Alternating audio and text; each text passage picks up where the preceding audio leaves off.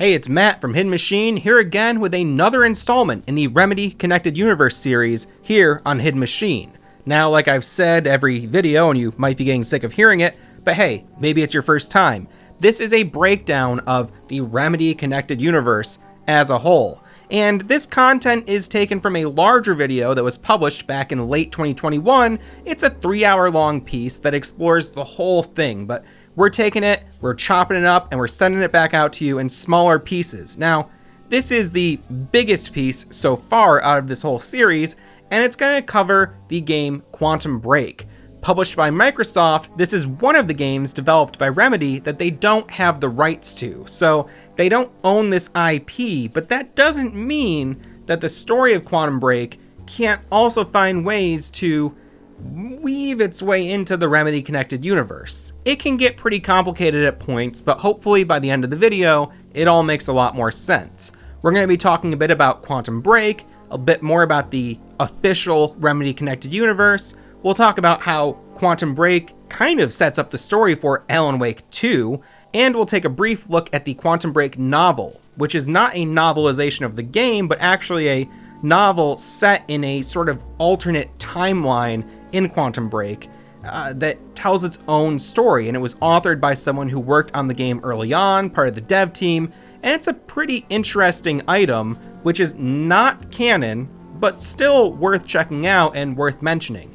So we're going to discuss the sort of difficult development of Quantum Break, the bit about the story, a bit about the gameplay, but then we're going to really focus on how does this game link to the other games in the Remedy Connected Universe. Now, this is a game that Microsoft published, so Remedy doesn't have the rights to it, like I said before. However, that doesn't mean it doesn't have some serious connections, and I think in spite of that lack of IP, there's a really interesting sort of plethora of connections and themes and references that it's the kind of stuff that makes digging through all this a lot of fun. So there's a lot to talk about, a lot to check out in today's episode. Let's get into it.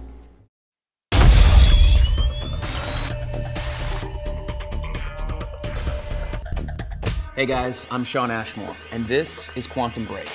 Quantum Break is an epic story. It's a story about a world in crisis, and it's really a story about destiny. It's exciting as an actor to be a part of a game that has a focus on character and performance. Not only do you do the character preparation and study, you also have to be completely digitally scanned and placed into a video game. Having a virtual body, essentially, is a completely foreign sort of technique for me. I think it's pushing my boundaries. Where is he? Where's my brother? In my short time within the Remedy fan community, it seems like Quantum Break is a bit of a black sheep. I think that this is in large part due to the fact that Quantum Break came about because Remedy was unable to deliver a sequel to Alan Wake. This was addressed directly by Sam Lake in a video that promised us that the writer would eventually return. Now, going back to Alan Wake.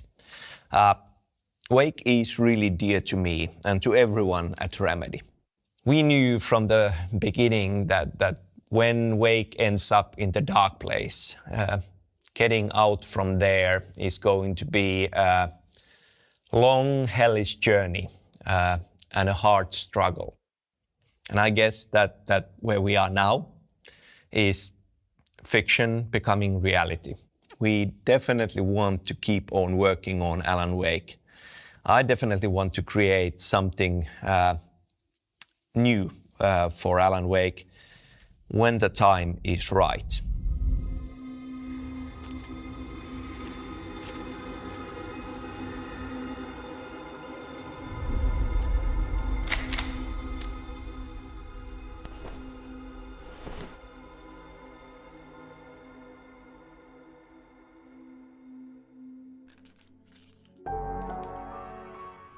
You see, Alan Wake was published by Microsoft.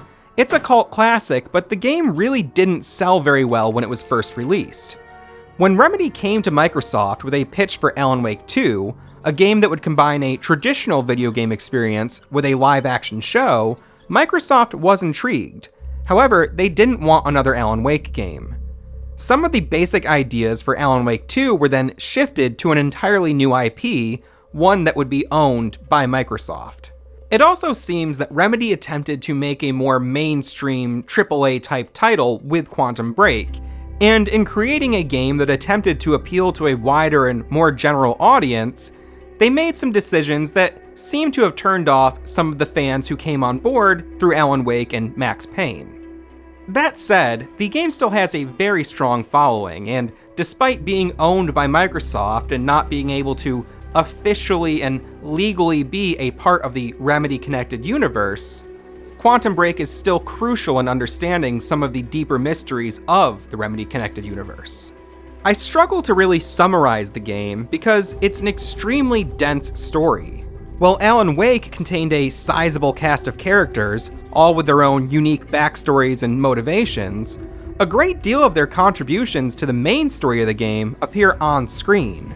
Alan Wake explored the idea of an alternate dimension, but Quantum Break presents multiple timelines and places being experienced by multiple characters. So many things that happen in the story and affect the main narrative aren't actually witnessed by the player or the protagonist of the game. Quantum Break tells the story of brothers Jack and William Joyce. To put things very simply, William Joyce invented a time machine. His work was expanded upon by a man named Paul Serene. Joyce's time machine somehow causes a fracture in time, which threatens to end time as we know it in a horrific and destructive manner. William essentially believes that this fracture can be repaired, and Paul believes that it's unstoppable. Jack is caught in the middle of this conflict. Both Jack Joyce and Paul Serene have been exposed to chronon radiation, which is a sort of effect of the time machine, and this radiation exposure gives them both the power to manipulate time, to be able to read between the lines of reality and see things that no one else can see. It's an extremely complex story. It's a full game that's broken up by 5 live-action episodes of a Quantum Break TV show, with each episode coming in at a TV half-hour of around 25 minutes. Choices that you make in the game at certain junction points will have a direct effect on the story going forward, both in the game and in the show. That's another reason why it's difficult for me to really recap this one. Every person who plays this game has the potential to have their own unique experience, different from many other people who also played the game. Paul Serene uses his experiences with time travel to build an enormous corporation called Monarch, the prime purpose of which is to enact the Lifeboat Protocol. While Serene believes that the break in time is inevitable, he also believes that a small number of people can be protected in a sort of lifeboat. Anyone outside of the lifeboat is doomed, but those within the lifeboat, using their minds and Monarch's resources, will be tasked with figuring out how to rebuild society. William Joyce doesn't totally agree with Serene's assessment of the situation, and actually prepared something called the countermeasure, which essentially can be used to repair the fracture. While the game does paint Paul Serene as the antagonist, it also goes a long way to show his side of the story, and he's not an entirely unsympathetic character. The player actually takes control of Serene between episodes, and it's these junction points that allow the player to explore the branching paths of the story. This was the first opportunity for players to take control of a secondary character in a Remedy game since playing as Mona Sachs for some missions in Max Payne 2. There actually was more of this planned in Quantum Break, but it didn't make the final cut of the game. Players would have occasionally taken on the role of Beth Wilder, a Monarch agent who is sympathetic to Jack's efforts, and who plays a large role in helping him to eventually defeat Paul Serene.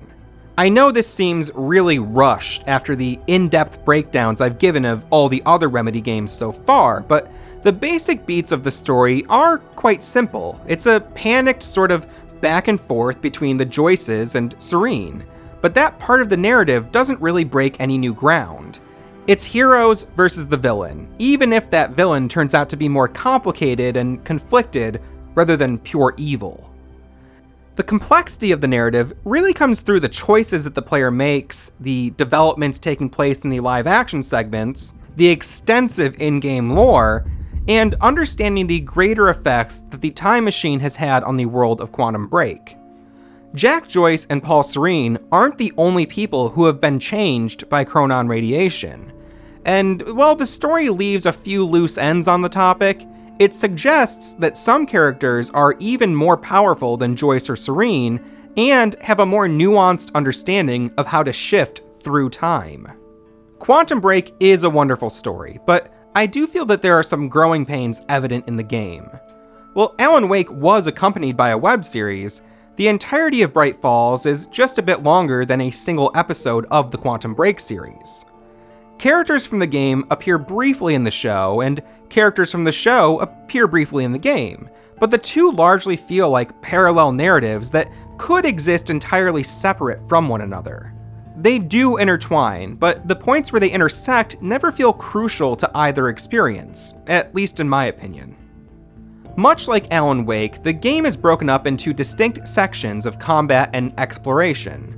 These exploration sections also feature light platforming and some puzzle solving that has the player using their time manipulation abilities to pass different obstacles.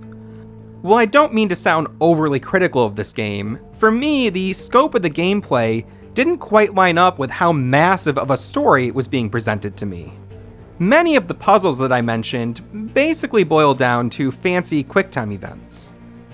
Quantum Break expands on the gameplay of Alan Wake, offering a lot more options when it comes to combat and overall mobility of the character.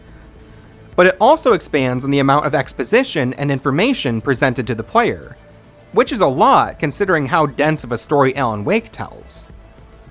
In addition to the Bright Falls show, Alan Wake was accompanied by several books, as well as the DLC episodes. These experiences are totally optional, and Alan Wake players can still enjoy the game without even knowing that these other materials exist. In the case of Quantum Break, all of the story was crammed into the game itself, which I honestly found to be overwhelming on my first playthrough. Quantum Break is also the only Remedy shooter that doesn't allow you to hip fire, which is to say you have to hold down the left trigger and aim your gun to fire, rather than being able to freely fire as you move around. The game has a somewhat awkward snap cover system as well. The player unlocks a variety of powers to aid them in combat, but fairly early on in the game, you begin to encounter scenarios where the majority of enemies are immune to those powers. All of these complaints that I'm presenting were addressed in Remedy's next game, Control, and that's why I think there are some growing pains evident in Quantum Break. The game is extremely ambitious, but I don't think that it hits every mark that it aims for, which I believe is why you'll consistently see it ranking lower than other Remedy titles when fans discuss it. The story of the game is expanded upon in the novelization, Quantum Break Zero State, written by Cam Rogers.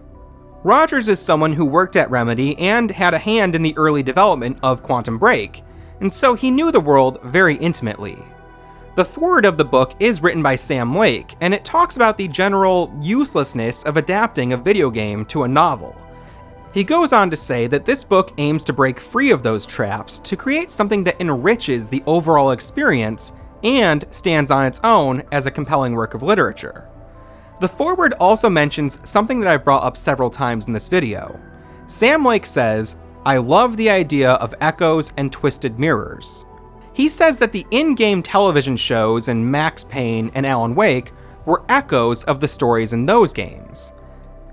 Echo was the best word that I could come up with to describe what I saw at play in these Remedy games, and seeing Sam Lake use that same terminology was honestly very validating for me. The book itself is not an official part of the Remedy Connected Universe. Sam Lake states in the foreword that the book is not canon, but then goes on to say, in an experience where the player gets to make choices and shape the story, in a multiverse, what isn't canon? I do believe that that line of thinking is very helpful in understanding what I'm trying to get across in this video. Alan Wake also got the novelization treatment, but unfortunately, while it's not a bad book, it's a pretty straightforward retelling of the events of Alan Wake. That novel is not considered canon either, but it's still a fun read, especially for fans of Alan Wake. As I said earlier, Quantum Break is owned by Microsoft. And up until the summer of 2019, Microsoft also held the publishing rights to Alan Wake. In July of that year, 1 month before the release of Control, it was announced that the publishing rights to Alan Wake had reverted back to Remedy. That would mean that for the first time since Max Payne, Remedy would have full control of two properties, and could begin to build their connected universe in an official way. The prospect of this was speculated about by fans, but 1 year later, in August of 2020, Remedy put out a statement that said, "You know we love to put Easter eggs into our games, but what if some of them were more than Easter eggs? What if it's all connected?" This announcement came 1 day after the release of the trailer for the AWE expansion for Control, a DLC that would establish an undeniable link between Alan Wake and Control. We've already explored how Remedy was able to work around copyright issues and create a sort of stand-in for Max Payne through Alex Casey. But where does Quantum Break fit into this connected universe? As I've said, there is an official Remedy connected universe, but there's also a sort of unofficial or implied Remedy universe. The statement put out in August of 2020 acknowledges that some of the links we find between games are merely just Easter eggs. There's references, little in-jokes here and there, things that acknowledge the Remedy catalog, but don't necessarily work to weave the connected universe. Quantum Break is the first full-scale Remedy game to be released since Alan Wake first started to make the idea of a Remedy-connected universe apparent to players. Since Remedy doesn't have the rights to Quantum Break, it can't officially be a part of the connected universe, but it is still full of things that link it to the connected universe. However, it does seem like the majority of these things are merely Easter eggs, and shouldn't be considered canonical when exploring the links between Alan Wake, Control, and future Remedy games yet to come. That said, it does seem like some canonical information regarding the connected universe can be found within Quantum Break. The fact that Remedy doesn't own Quantum Break is why this is all so confusing, but it's still a lot of fun to dig through. One of the first connections to the larger Remedy universe is found very early on in Quantum Break. You approach a television, much like you did in the 3 previous Remedy games, and on that television, this plays.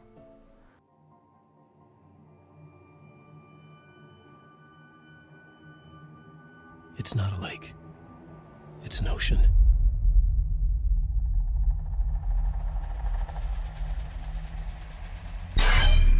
He's been gone for 5 years. Dark matter and dark energy constitute over 95% of our universe. We're just a speck of light floating in an endless ocean of darkness.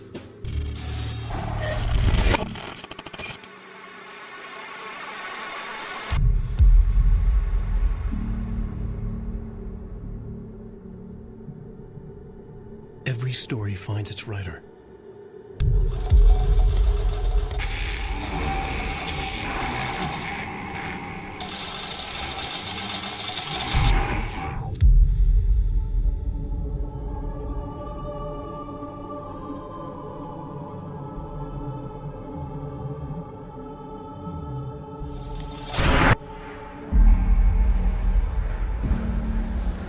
Wake has a bloody knife in his the light of the flashlight. He smiles a wicked smile as he lies in the blood on his face, eyes staring.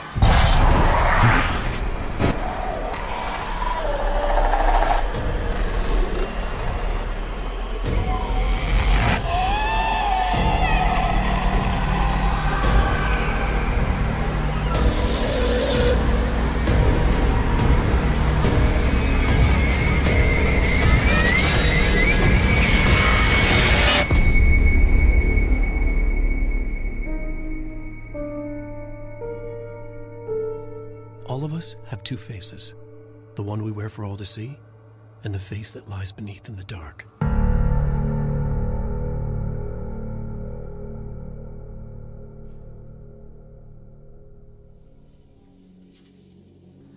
There's a lot to break down here. We see Sam Lake and an unidentified female actress portraying FBI agents. We see Alan Wake. And then, as the video goes on, we see that the character Sam Lake is playing is none other than Alex Casey, who may have graduated from the NYPD at some point. The video isn't an official trailer for the next Alan Wake game, but it has been confirmed that the video explores some of the themes and ideas that Sam Lake and Remedy would like to touch on in a future Alan Wake game. Again, we know that an official canonical connected universe does exist, but when discussing Quantum Break in particular, I think it's helpful to call back to Sam Lake's words in the foreword of the Quantum Break novel. In a multiverse, what isn't canon? For more insight, let's reference this 2016 PC Gamer interview with Sam Lake. Having followed Remedy since Max Payne, it's easy to see that you love to reference yourselves in your own games and reference your other games. It can't be a coincidence that Alan Wake rhymes with Quantum Break, rhymes with Sam Lake, right? Can you talk about how that started, why you like those sort of in-jokes? A lot of it is a joke, and I kind of feel that, to me, telling stories in games and creating immersive, believable worlds, there is room for all kinds of different things in there. And that, to me, is the richness for telling stories with games, that there can be optional content, exploration content, and different tones as well, without breaking the overall style and theme. You can still enter all kinds of things in there, and in a way, also use them as commentary and echoes and twisted mirrors to the primary story. So the humour aspect is part of it, but the other side of it is I'm a big fan of postmodern literature, and the cool thing about that is that self-referential material, and different layers in that, and kind of a game we play on the story side as well is a big part. That excites me. That's an interesting thing. To me, it feels, obviously games are about, playing games, so it somehow feels very natural and fits very well in a game. That's kind of the starting point of it, but it's also just having fun with it. In a way, kind of having this multiverse aspect to it. If we look at Alan Wake, very definitely we do have echoes of their version of Max Payne in there, through Alan Wake's writing. It is self-referential, but then again it does add a dimension that you understand, and it adds to the character of Alan Wake in an understandable way. Yeah, it is something that I love, and to me it's important that we have these aspects. In a 2015 interview, Sam Lake did say definitively that Alan Wake and Quantum Break don't take place in the same universe, and I think I've belabored that point here, but I'm doing so because while they may not take place in the same universe, Alan Wake does exist in some way in the universe of Quantum Break. At one point in the game, you can see that a person is playing Alan Wake on their PC. The player can also come across a copy of The Sudden Stop by Alan Wake. At the beginning of the game, Paul Serene is wearing a shirt featuring the logo of a band called Stonecrow. We find that Stonecrow is an Old Gods of Asgard tribute band. The back of the shirt invites you to witness the stepchildren of the Elder God on their 2016 Balance tour. This is an obvious nod to Balance Slays the Demon, and we can see that the first stop on the tour is Bright Falls, Washington. Later on in the game, Jack's brother William is wearing an Old Gods of Asgard shirt. William can also be seen wearing a Night Springs shirt at one point in the game.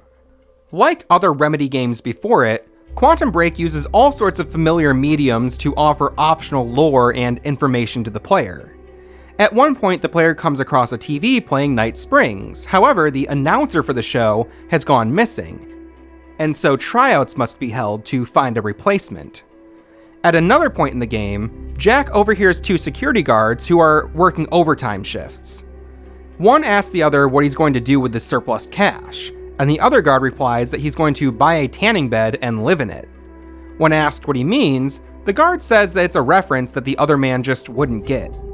That line is a reference to Alan Wake. There's a scene where an exasperated Barry Wheeler says that when his adventure with Alan Wake is all over, he's going to have to buy him a tanning bed that Barry will then live inside of. So we can see that the characters of Quantum Break are aware of Alan Wake as a video game, but we also see elements of Alan's reality existing in the reality of Quantum Break. Should we overthink this? No, it's clear that these references to Alan Wake are the sort of Easter eggs that we discussed earlier, and not anything that should be seen as hard evidence of the connected universe, especially since the connected universe wasn't announced for several years after the release of Quantum Break. But there are a few more things to discuss. Not long after finding that Alan Wake video, the player can find this chalkboard in a classroom. This was really intriguing to me when I first found it. I read over this thing a dozen times just trying to decipher it, not knowing that several elements of it wouldn't make sense to players for several years until they were expanded upon in Control. For a full analysis of this chalkboard, I'd like to direct you to Gaming University's video on it, which I'll link down below in the description and comments. But to briefly summarize it, the chalkboard appears to be from a lecture on Alan Wake. The board presents information and questions regarding Alan's descent into the Dark Place. There are two things here that I want to mention in particular. On the far right side of the board, we see this: Departure, Initiation, Return. Departure is the name of the manuscript in the first Alan Wake game.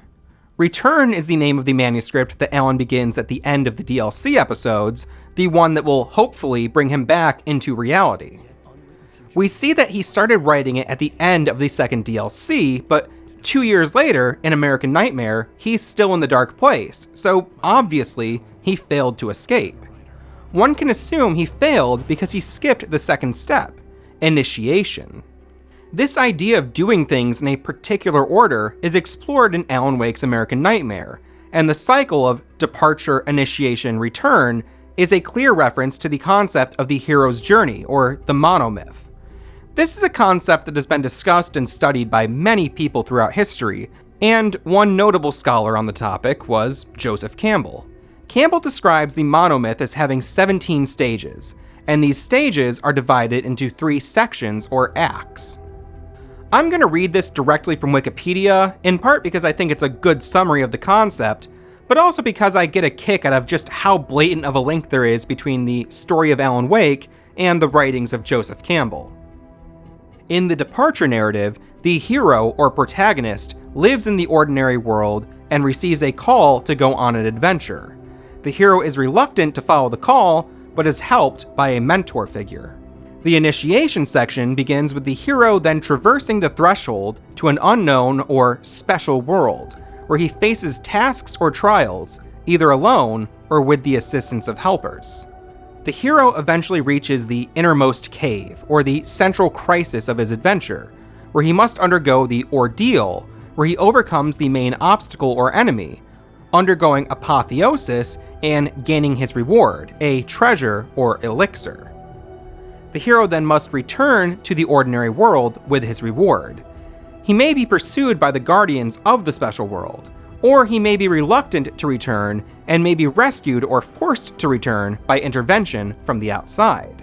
In the return section, the hero again traverses the threshold between the worlds, returning to the ordinary world with the treasure or elixir he gained, which he may now use for the benefit of his fellow man. The hero himself is transformed by the adventure and gains wisdom or spiritual power over both worlds. Taking what we've discussed so far, a lot of that should sound very familiar. And while we haven't yet discussed Control, if you've played Control, you may be able to see where the events of the game and its AWE expansion fit into all of this. Speaking of AWE, that's the other thing I want to point out on the chalkboard here, found on the lower left corner. AWE, Alan Wake Experience, Altered World Events, This House of Dreams, Clues. The letters AWE appear throughout the world of Quantum Break in the form of graffiti. We were first introduced to the letters AWE in the House of Dreams blog. In what Samantha believes to be a dream, federal agents whose badges read AWE come to Samantha's house, seeking the shoebox full of Thomas Zane poems that she found in her attic. Samantha's house is in Ordinary, Maine. Ordinary is listed in Quantum Break as one of the places that experience the effect of a quantum ripple. All of these bits of information would become more significant upon the release of Remedy's next game, 2019's Control.